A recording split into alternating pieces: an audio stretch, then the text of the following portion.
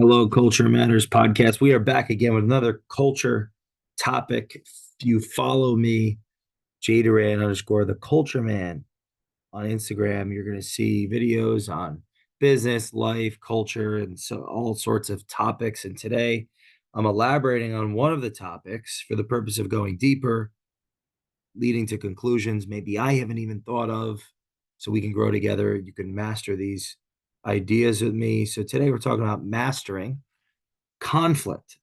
This is the topic. Doran underscore the culture man on Instagram. Mastering conflict. How to navigate interpersonal challenges at work.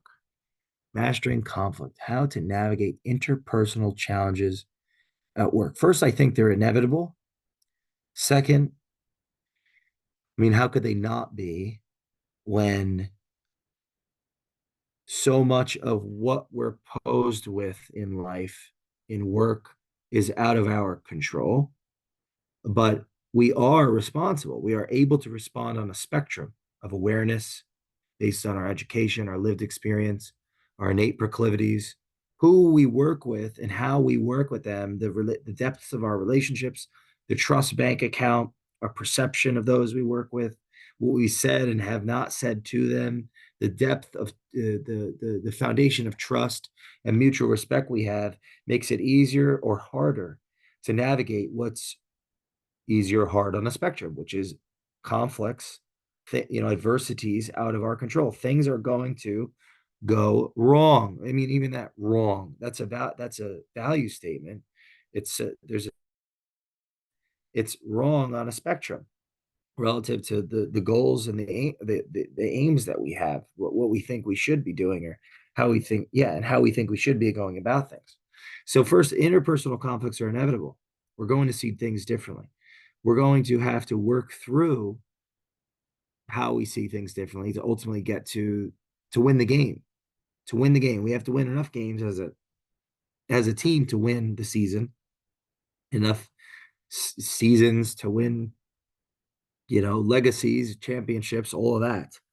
So interpersonal relationships, that's going to come down to a couple things. One would be, how good am I actually at what it is that I'm doing? Because what it is that I'm doing in the context of work, my peers, the other employees in the organization, whether it's the CEO managing the organization, or one of my subordinates, or someone on the hierarchy, the same level, everyone is impacted by how effective and efficient I actually am at what I do, and how effective and efficient I am at what I do.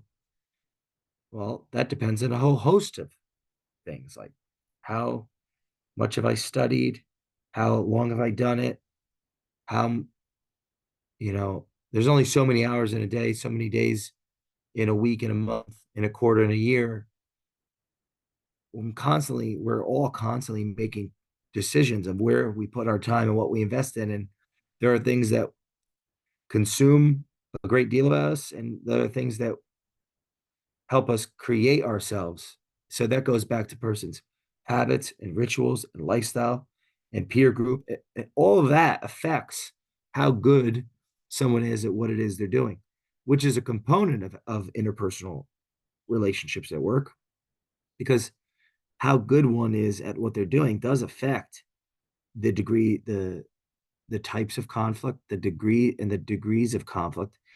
Not the end all be all, but that's a component of it. If the worse I am at what I do, I'm going to have people are going to have to like me as a human being for whatever reason at a much greater level. Now that won't even really be supportive of the organization, because part of being in a job is being valuable to the organization, which is dependent upon how good I actually am at what it is that I'm doing, what I'm tasked to do, what I'm responsible to do.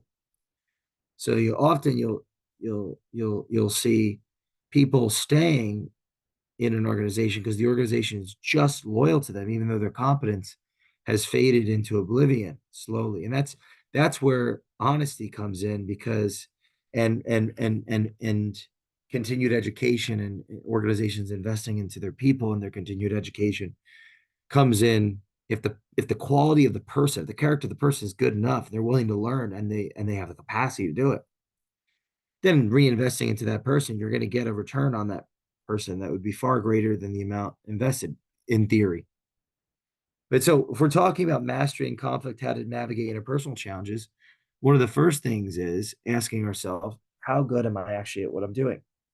And am I good enough at what I'm doing that I actually could have the respect inherent in the relationships that I have with my coworkers, where me telling them of what I think of how well they're doing as it relates to me and the organization will actually be heard.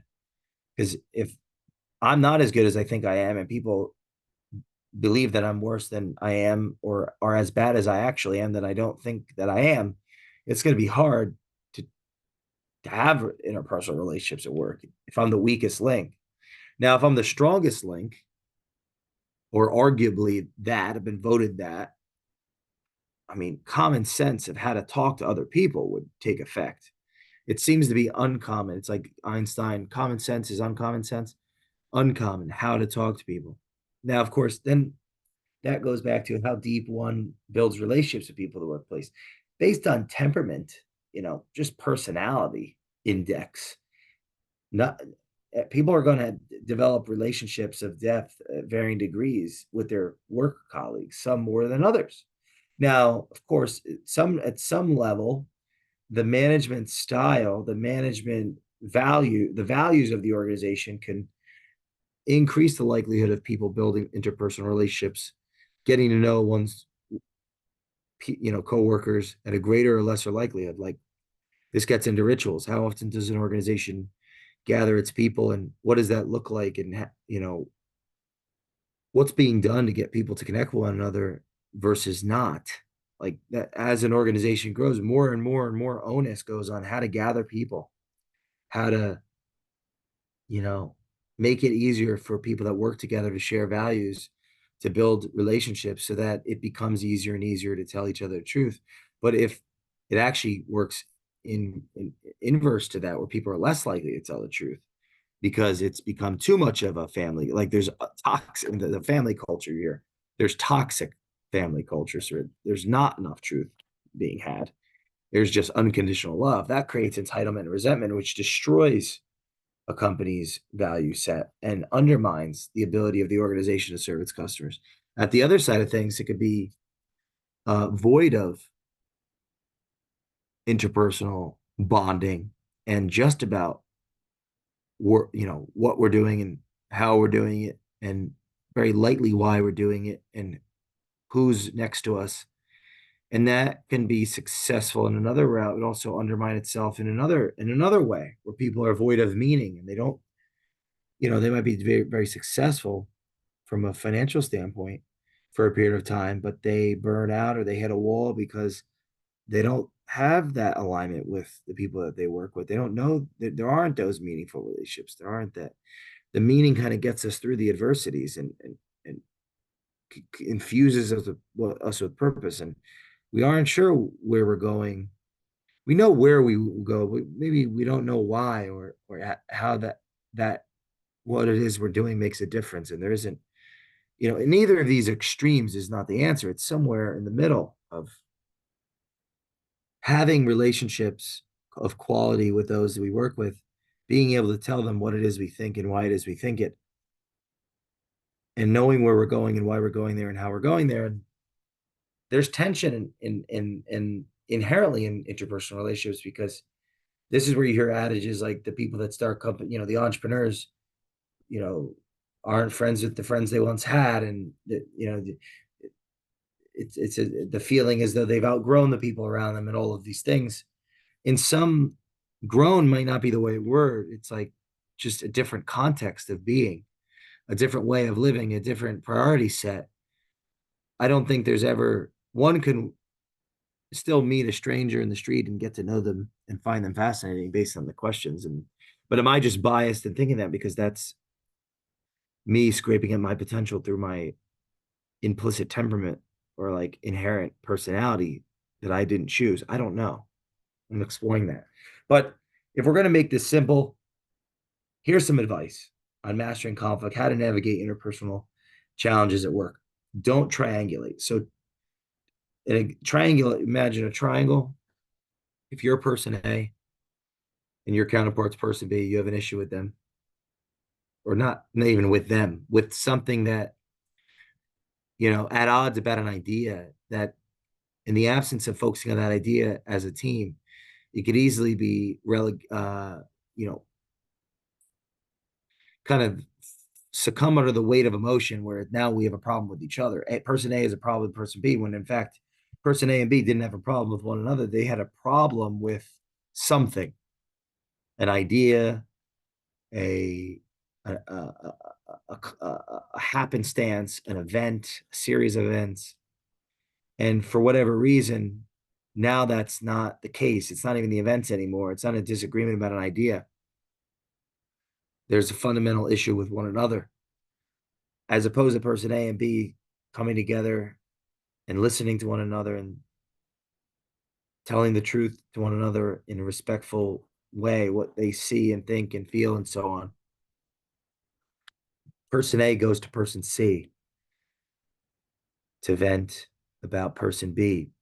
Person B goes to person D to vent about person A. But the venting becomes, you know, groupthink. And person C now and person D take sides. Person A went to C, C knows about B through A, is taking a side about B.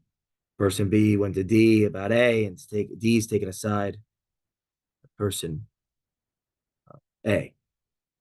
Yeah, A to C, C on B, uh, B to D, D on A. D has a view of A based on B. C has a view of B based on A. The more that occurs, and each tranche, A and B, gather their troops, now we have a division within the culture. Trust is decaying with every conversation, every thought, every action and interaction. And respect is going to go down. So it's going to be harder for feedback to occur, for information to translate. And the organization is going to build plaque and get cancer. The arteries are going to clog. See this today in our culture politically, because that's what politics is, a medium of information exchange to reorient value sets of individuals that are in giant groups. And as those feedback loops decay, the arteries clog, and then you have a heart attack, some kind of revolution, whatever. Organizations suffer from this too. We have to have, this is where leaders come in, those that can get away with things that choose not to, as a way to stay congruent with the values of those lower in the hierarchy, that if they do bad things, they lose everything. So, right. So somebody with no status, money, power, breaks a minimal law, they go to jail for 20 years. Somebody that, breaks that same law with authority, influence, and power, they may not go to jail at all. Why? Well, because the relationships they had, the resources, the reasons, their value to it's just the way the world, it doesn't take a giant leap to see how that could occur. So there's a great responsibility with authority, influence, and power, and we easily lose ourselves in that. Like, I can't speak to it the way I speak to it today in 40 years, when I have a lot more influence, authority, and power. So I might just lose myself through this whole journey, or the best of who I see myself as. So, or see myself to be. So triangulation, don't triangulate. Have direct communication and do the best you can to stop triangulation when it happens, or not add to it. One easy way that happens is, if someone shares you a secret, keep it.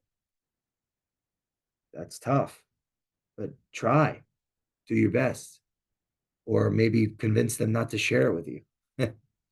um,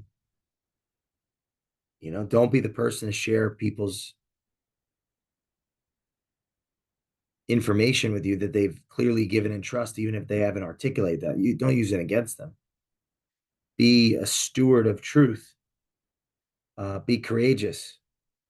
If you're person A or B, work it out, person A or B.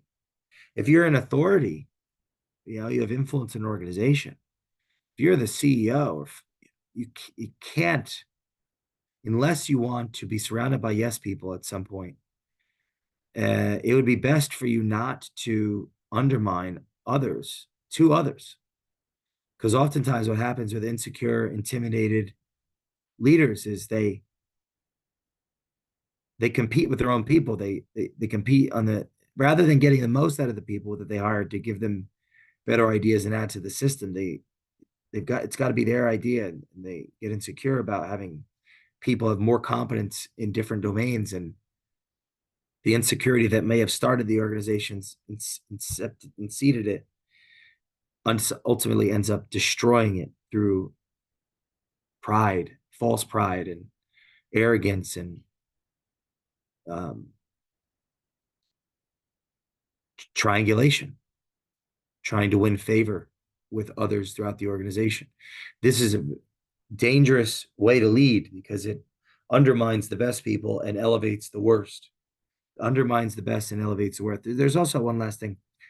The Peter principle talks about at every new level of advancement, someone's the most ignorant they'd be in that position. So that if in the last time I was given the increase in position and status in my organization, before that, I might have been my highest competence. Now I get promoted. I'm actually at my lowest competence relative to that title. So the Peter principle speaks to how people get hired to their lowest competence because the former title, they have the highest competence. Now they're in a new position. They're at their lowest competence. When I think there's a relationship between competence and courage, because courage and transparency have a relationship, and vulnerability, things that make it safe to tell the truth. So one that's incompetent and lacks confidence may be more likely to triangulate and undermine their subordinates and undermine themselves and undermine their culture, undermine their. So that's where continued education comes in. That's where having the right advisors come in. What does the right advisors mean? Well, the philosophies that undergird their advisement, not only how they live, but what ideas are actually driving the organization. Because ideas, Peterson talks about this in the Nietzsche lectures on Peterson University, that ideas are subpersonalities, something to that effect. And you like people don't have ideas, ideas have people. So the philosophies that actually drive an organization have consequences, and those that influence those that operate organizations, like the founder and CEOs and the executive suite, they're running their businesses through the ideas of others that you may not ever even experience, that you may not ever met. And so who the advisors are and who the philosophers are that they're following, or those with philosophies, matters because it influences the nuances and the interactions and the behaviors of the organization. In closing, mastering conflict, how to navigate interpersonal challenges at work is, you know, am I doing the best that I can to be the best possible person? Because the employer can replace me, I can replace the employer, but it'd be best if I didn't. I'm not replacing myself, so I've got to live with myself, and the best version of myself I can be is going to be the lead to the consequence of the best positive outcome. Now that's scary. That because that might mean that I have to say things that I'm worried of the consequences, and do things that I'm unsure of what's going to happen next.